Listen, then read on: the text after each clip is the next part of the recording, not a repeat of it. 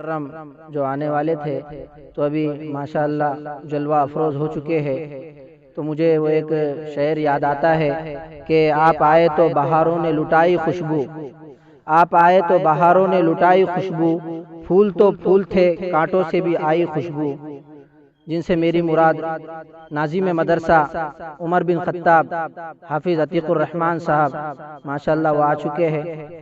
چلیے ہم آگے تقریر کے لیے دعوت دیتے ہیں عائشہ فردوس بنت محمد انور صاحب، وہ آئے اور تقریر پیش کرے اس شعر کے ساتھ کہ ماں کی دعا زندگی بنا دے گی، ماں کی دعا زندگی بنا دے گی، خود روئے گی خود کو رلا دے گی لیکن تم کو بسا دے گی، کبھی بھول کر بھی اپنی ماں کو نہ رلانا کیونکہ ایک چھوٹی سی بد دعا پورے عرش کو ہلا دے گی۔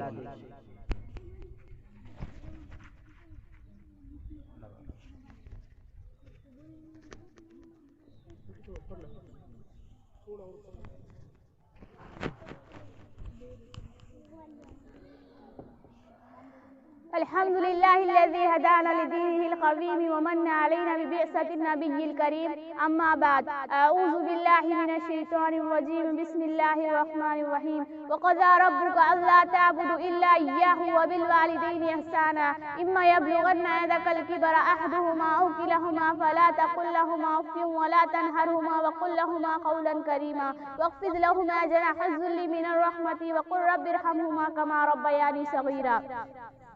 صدر محترم، حاضرین جلسہ، میں نے آپ حضرات کے سامنے ابھی سورہ بنی اسرائیل کی جو آیت کریمہ تلاوت کی ہے اس کا ترجمہ یہ ہے کہ حکم فرما دیا ہے آپ کے رب نے کہ تم اللہ کے سوا کسی کی عبادت نہ کرو اور والدین کے ساتھ اچھا سلوک کرو، اور اگر تمہارے والدین میں سے کوئی یا دونوں بڑھاپے کی عمر میں پہنچ جائے تو انہیں اف بھی نہ کہنا اور نہ جھڑکنا اور ان سے نرم بات کہنا اور ان کے آگے عاجزی کا بازو جھکا دو اور کہو کہ اے میرے پروردگار ان دونوں پر رحم فرما جیسا کہ انہوں نے مجھ کو چھوٹے سے پالا ہے۔ حضرت، اس آیت میں اللہ تعالیٰ نے ماں باپ کا حکم بیان کیا ہے، لیکن یہی ایک آیت نہیں بلکہ قرآن میں دیگر مقامات پر یہی احکام موجود ہے۔ مثلا سورہ لقمان میں ہے ترجمہ، ہم نے تاکید کر دی انسان کو اس کے ماں باپ کے واسطے، اس کی ماں نے اس کو پیٹ میں رکھا تھک تھک کر اور دودھ چھڑانا 2 برس رہے کہ میرا اور والدین کا حق مانو، اگر وہ کوشش کرے کہ تم میرے ساتھ وہ چیز شریک ٹھہراؤ جس کا تمہیں علم نہیں تو تم ان کی بات نہ ماننا اور دنیا میں دونوں کے ساتھ اچھا سلوک کرو۔ اس آیت سے یہ ثابت ہوا کہ گناہ اور معصیت کے علاوہ ہر کام میں والدین کی اطاعت ضروری ہے۔ ایک مرتبہ حضور صلی اللہ علیہ وسلم نے فرمایا اس کی ناک کا کالود ہو، اس کی ناک کا کالود ہو، اس کی ناک کا کالود ہو۔ صحابہ اکرام نے عرض کیا حضور صلی اللہ علیہ وسلم کس کی ناک کا کالود ہو؟ آپ صلی اللہ علیہ وسلم نے فرمایا اس شخص کی جس نے اپنے والدین میں سے کسی ایک کو یا دونوں کو بڑھاپے کے عالم میں پایا اور ان کی خدمت کر کے اپنے آپ کو جنت کا مستحق نہیں بنایا۔ حضرت ابو امامہ رضی اللہ تعالیٰ عنہ فرماتے ہیں کہ ایک مرتبہ ایک شخص نے حضور صلی اللہ علیہ وسلم کی خدمت میں آ کر دریافت کیا کہ اللہ کے رسول والدین کا حق کیا ہے؟ حضور صلی اللہ علیہ وسلم نے فرمایا وہی تمہاری جنت ہے اور وہی تمہاری دوزخ، مطلب یہ ہے کہ اگر تم ان کی فرما برداری کرو گے تو تم جنت کے حقدار بن جاؤ گے اور اگر تم ان کے ساتھ برا سلوک کرو گے تو تم جہنم میں جلو گے۔ ایک مرتبہ حضور صلی اللہ علیہ وسلم نے فرمایا جو نیک اولاد اپنے والدین کی طرف محبت کی نظر سے دیکھے اللہ تعالیٰ اس کو ہر نظر کے بدلے 1 حج منبر کا ثواب عطا فرماتا ہے۔ صحابہ اکرام نے عرض کیا اگر وہ دن میں 100 مرتبہ نظر ڈالے، حضور صلی اللہ علیہ وسلم نے فرمایا ہاں اللہ کی عطا اور بخش تمہارے تصورات سے بڑھ کر ہے۔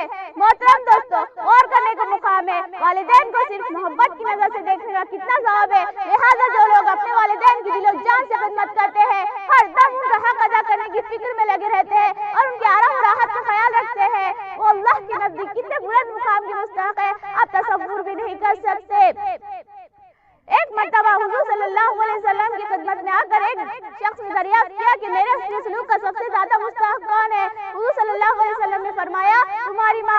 اس نے کہا پھر کون؟ حضور صلی اللہ علیہ وسلم نے فرمایا تمہاری ماں۔ اس نے 3 مرتبہ یہی سوال کیا، حضور صلی اللہ علیہ وسلم نے 3 مرتبہ یہی جواب دیا۔ جب اس نے 4تھی مرتبہ پوچھا پھر کون؟ حضور صلی اللہ علیہ وسلم نے فرمایا پھر تمہارا باپ۔ باپ کی رضا میں اللہ کی رضا ہے اور باپ کی ناراضگی میں اللہ کی ناراضگی ہے، اور دوسری روایت میں ہے کہ باپ جنت کے دروازوں میں سے سب سے بیچ کا دروازہ ہے، تم اسے محفوظ رکھو یا ضائع کر دو۔ بزرگوں اور دوستوں،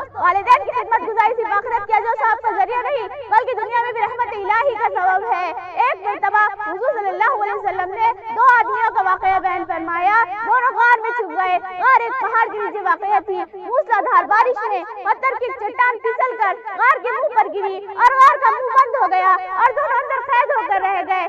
چٹان اتنی بھاری تھی کہ دونوں مل کر بھی اسے ہٹا نہیں سکتے تھے۔ بڑی مصیبت کی گھڑی تھی۔ غار کا منہ اس طرح بند ہو گیا تھا کہ باہر کی کوئی چیز نظر نہ آتی تھی۔ دونوں نے اللہ کو یاد کیا اور ایک دوسرے سے کہا کہ ہم میں سے ہر ایک اپنا کوئی ایسا نیک عمل یاد کرے جو اس نے خالص اللہ کی رضامندی کے لیے کیا ہو، اور اسی عمل کا حوالہ دے کر اللہ سے دعا کرے، شاید اللہ ہماری مشکل حل فرما دے اور چٹان غار کے منہ سے ہٹ جائے۔ ان میں سے ایک نے کہا کہ اے اللہ، میرے بوڑھے ماں باپ تھے اور میرے چھوٹے چھوٹے بچے تھے، میں بکریاں چرا کر اسی کی خبر گیری کرتا تھا اور جب شام کو واپس آتا تو دودھ دھو کر سب سے پہلے اپنے والدین کو پلاتا، پھر اپنے بچوں کو۔ ایک دن میں بکریاں چراتے دودھ نکل گیا اور جب واپس آیا تو رات ہو چکی تھی، میرے والدین سو چکے تھے۔ میں نے اپنے عادت کے مطابق دودھ دھویا اور دودھ کا برتن لے کر والدین کے سجانے کھڑا ہو گیا۔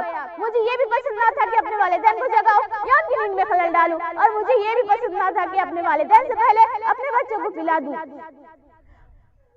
چنانچہ بچے بھوکے مارے بچے میرے قدموں میں روتے چیختے رہے، مگر میں نے دودھ نہ پلایا، یہاں تک کہ صبح ہو گئی۔ اے اللہ، اگر تو جانتا ہے کہ میں نے یہ صرف تیری رضا کے لیے کیا تھا تو اس چٹان کو اتنا ہٹا دے کہ آسمان نظر آنے لگے۔ چنانچہ اللہ تعالیٰ نے اس کی دعا قبول فرمائی اور چٹان اتنی ہٹ گئی کہ آسمان نظر آنے لگا۔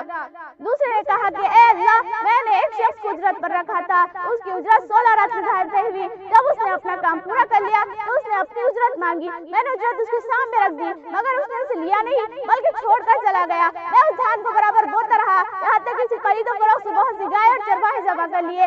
ایک دن وہی شخص آیا اور کہا کہ اللہ سے ڈرو، مجھ پر ظلم نہ کرو، میرا حق مجھے دے دو۔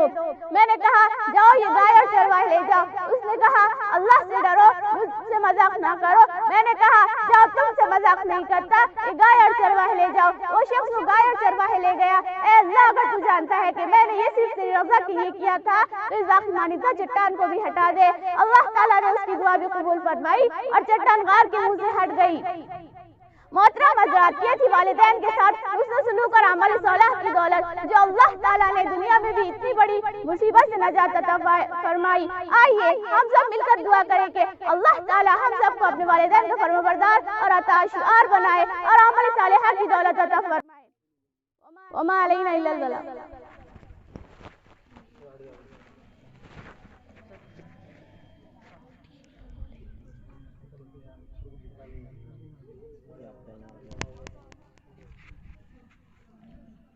ماشاءاللہ بہت ہی پیارے اور جرأت مندانہ انداز میں تقریر پیش کر رہے تھے، اور مجھے یہ یاد آ رہا تھا کہ زمانہ بڑے شوق سے سن رہا تھا، ہمیں چل دیے داستہ کہتے کہتے۔